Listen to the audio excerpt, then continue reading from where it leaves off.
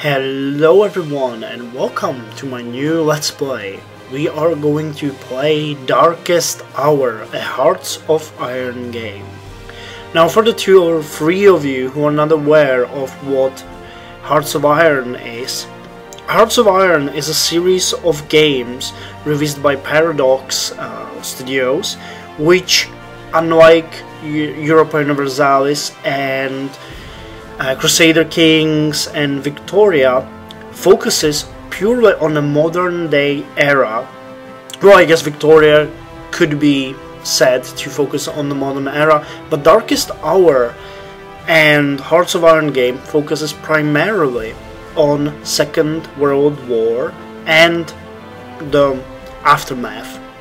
Now, Darkest Hour came as a mod originally to Hearts of Iron 2, but was later released as a standalone game, which received a lot of love and was updated all the way to 1.03, which is the version we are going to play. But we also will play Arms, Armistice and Revolutions mod pack, which is an incredible game changing mod that allows you to play all the way from before the First World War through the 30s and Second World War all the way into the future, which is accompanied by the New World Order and Cold War mod, which I also have installed together with a couple of other incredible bug fixes for the game.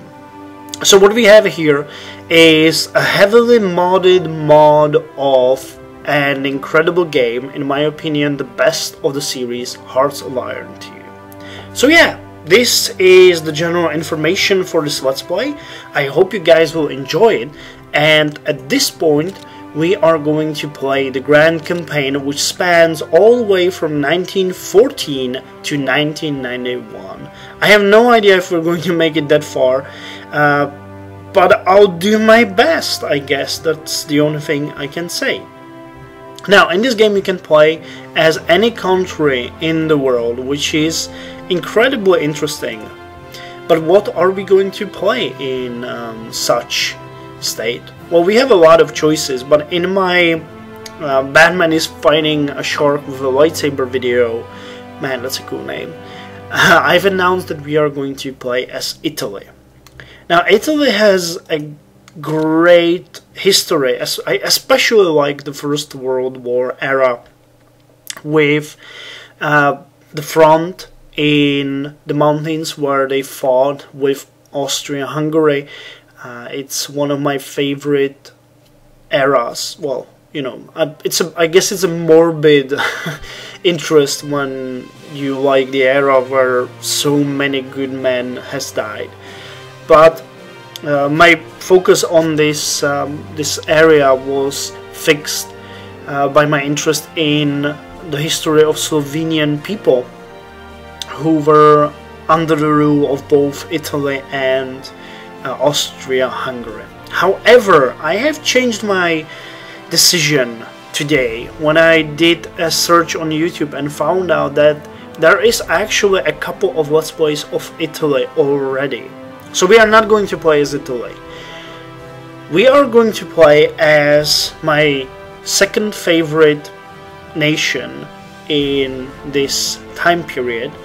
We are going to play as the Ottoman Empire, which has received very little love and attention, which is kind of weird because the Ottoman Empire had a very interesting history, and its downfall during the First World War and the Grand Independence War that started right after the end of First World War are extremely interesting.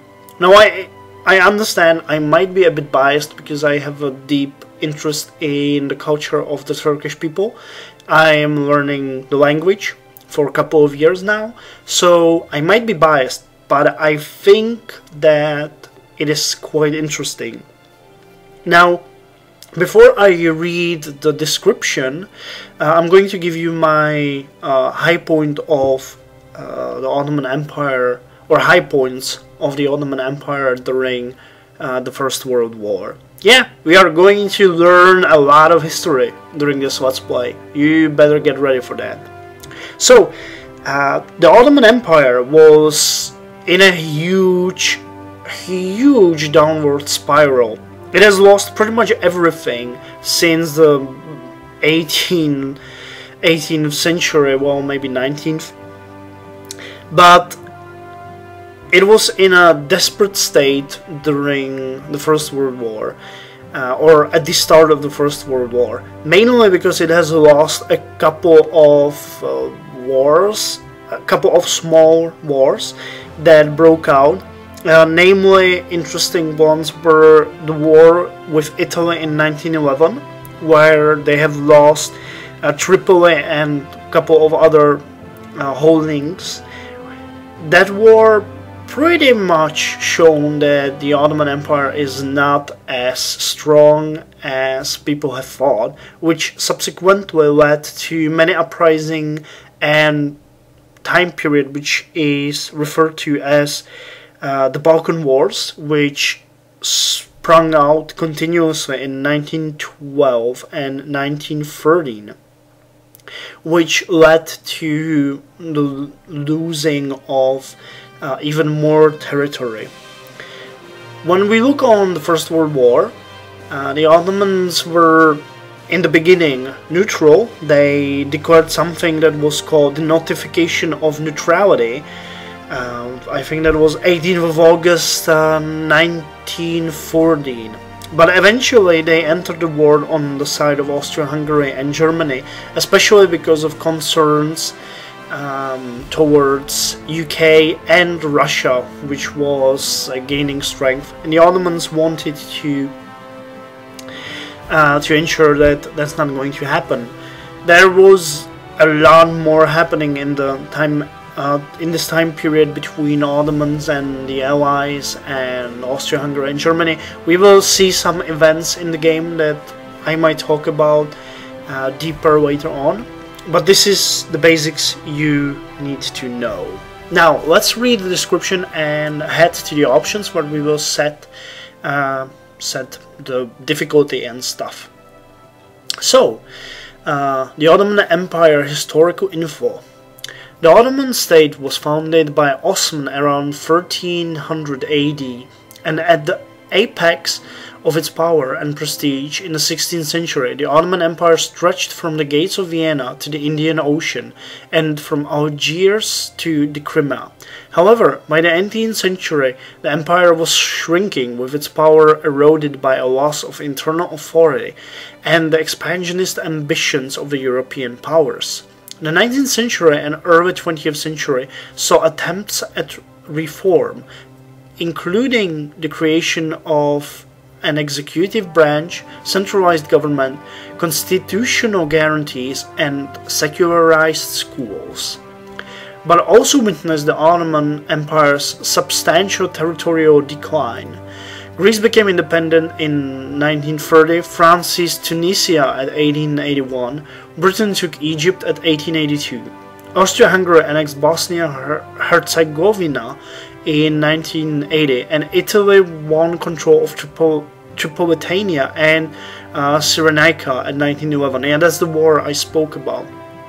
Meanwhile, the Turkish government was largely unable to collect its own taxes, and the empire's communication and infrastructure remained primitive, causing many to refer to Turkey as the sick man of Europe. Yes, that's true. That's really what it was referred to, or sick man of the Bosporus.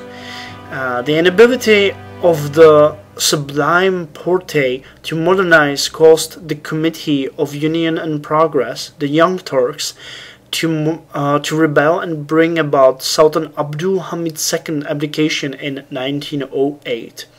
By 1913, the CUP had come to power in Constantinople with the aim of throwing off Europe's economic and political dominance over the empire and a desire to speed up Turkey's program of modernization. It was realized, however, that in order to progress, a European protector was needed so that the expansionist ambitions of Russia, Italy, Austria-Hungary, Greece and Bulgaria could be countered. Traditionally, the Ottoman Empire chief ally throughout the 19th century has been Great Britain, who had sought to limit Russian expansion south. Recently, however, Britain has proved to be unreliable as a supporter of Turkey, perhaps best exemplified by the 1907 Anglo-Russian Entente, in which the two countries settled their differences over Asia. Alternatively, relations with Germany have been growing warmer and have been made better still by the building of the Berlin to Baghdad Railway. As it turns 1914, the Ottoman Empire is still in search of a protector. An alliance with Germany will alienate France and Great Britain, but an alliance with those countries will force Constantinople into conceding to Russian extensive demands in the Black Sea and the Caucasus. Can the Ottoman Empire modernize and survive, or will it pass into the bygone era to where many argue it belongs? Yes, we will have an interesting playthrough. The Ottoman Empire was largely under the control of Great Britain and France at the end of the 19th century. They owned pretty much everything in there, the banks, and the Ottoman Empire was almost unable to pay its debts. They had to sell pretty much everything, and this was strengthened by the incredible and expansive reform that the Sultan made, because they wanted to show that they have what it takes to be a European power. So they built many monuments like the Dolmabahce Palace, which pretty much ruined the rest of the economy that the Sultan was controlling. Now, what the game did not give us in the description is that after the Sultan has abdicated, the country should be run by Mehmed V, the Sultan Mehmed V, who was the last Sultan to rule the Ottoman Empire. Okay, enough of this, and let's look at the options. So we will play on hard difficulty. Now, I could play on very hard, but I won't.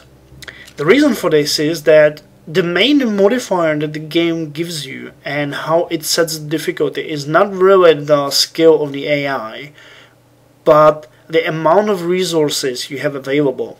On very easy you get an extreme boost, on easy you get a boost, on normal you don't get a boost, and neither does the AI. On hard you get a penalty and the AI gets a huge boost. On very hard you get an insane penalty and the AI gets an insane boost. It is playable on very hard, but only countries like USA or Germany or, well, Soviet Union, Russia are able to consistently do something on very hard and not be completely crippled. For example, the Ottoman Empire on very hard would be pretty much only capable to continue functioning, but no modernization, no building, nothing like that. We would be limited to what we have now. So to give myself some freedom and to make this more interesting, we are going to play on hard. Yep.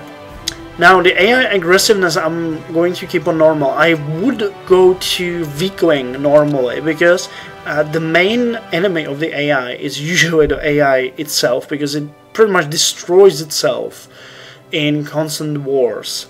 But this problem was largely fixed in 1.03, and I heard that the AAR mod together with the Cold War and the bug fixes should make the AI a bit more, in line of, we are not going to murder ourselves on your pikes. So let's hope that's how it's going to work.